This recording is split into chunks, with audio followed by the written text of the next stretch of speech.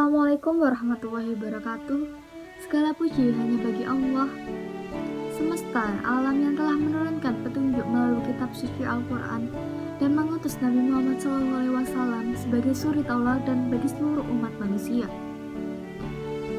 Saudara-saudariku kaum muslimin warahmatullah, pada kesempatan kali ini izinkan saya untuk mengingatkan kita semua, khususnya untuk para muslimah yang senantiasa untuk meningkatkan ketakwaan kita kepada Allah SWT dengan mematuhi segala perintah dan menjauhi segala larangannya. Sebagai seorang muslimah yang beriman, sudah menjadi kewajiban kita untuk menghormati diri dengan senantiasa menaati syariat Allah dengan cara memperhatikan atau menghindari larangan-larangan bagi seorang muslimah. Yang pertama adalah tidak menutup aurat atau membuka aurat dan memperlihatkan auratnya kepada orang non-mahram. Islam memerintahkan muslimah untuk menutup aurat di hadapan laki-laki non-mahram. Aurat yang wajib ditutup adalah seluruh tubuh, kecuali wajah dan telapak tangan.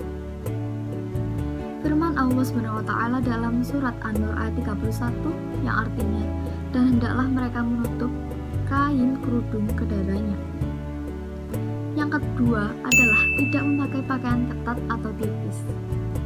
Muslimah dilarang memakai busana yang ketat atau jarang atau tipis yang memperlihatkan lekuk tubuhnya, sebab hal ini dapat membangkitkan syahwat atau menggoda orang lain yang berbuat maksiat.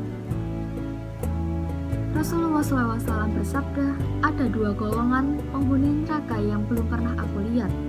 Yang pertama yaitu adalah kaum yang membawa cambuk seperti ekor sapi untuk memukul orang dan wanita yang berpakaian tapi seperti bertelanjang. Hadis riwayat Muslim.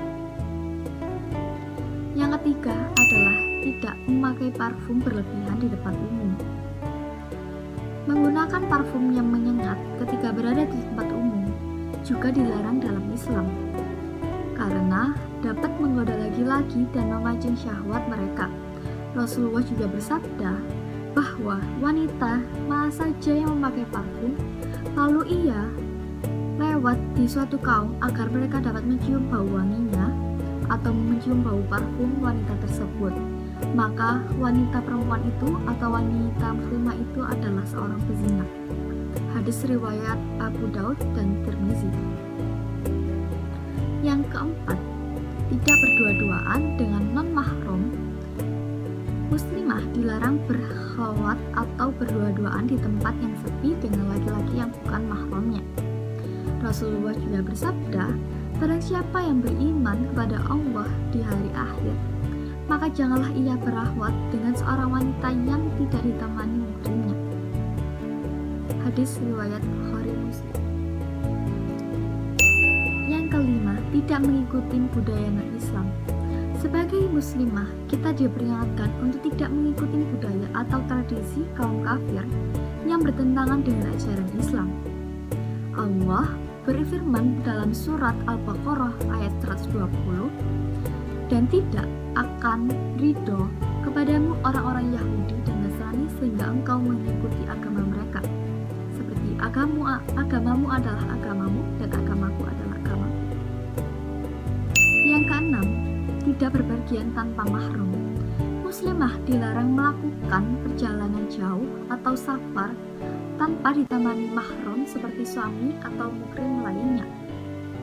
Rasulullah bersabda, janganlah seorang wanita berpergian kecuali bersama mahramnya. Hadis riwayat Bukhari Muslim. Dan yang terakhir atau yang ketujuh, tidak menampakkan perhiasan secara berlebihan. Muslimah dilarang memamerkan perhiasan seperti kalung, gelang, cincin, dan lainnya secara berlebihan di depan laki-laki non-mahram. Hal ini bisa mengandung fitnah dan syahwat. Allah berfirman dalam surat An-Nur ayat 31 yang artinya, dan janganlah mereka menampakkan perhiasannya kecuali yang bisa tampak. Demikian beberapa larangan bagi seorang muslimah yang harus kita perhatikan. Semua ini bertujuan untuk menjaga kehormatan diri dan melindungi fitnah serta perzinaan. Sebagai seorang muslimah, hendaknya kita senantiasa memelihara akhlak mulia dan menegakkan syariat Islam dalam kehidupan sehari-hari kita. Wallahu a'lam bishawab.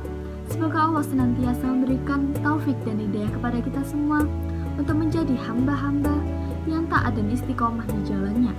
Amin, amin, amin, ya robbal alamin. Sekian dari saya. Wassalamualaikum warahmatullahi wabarakatuh.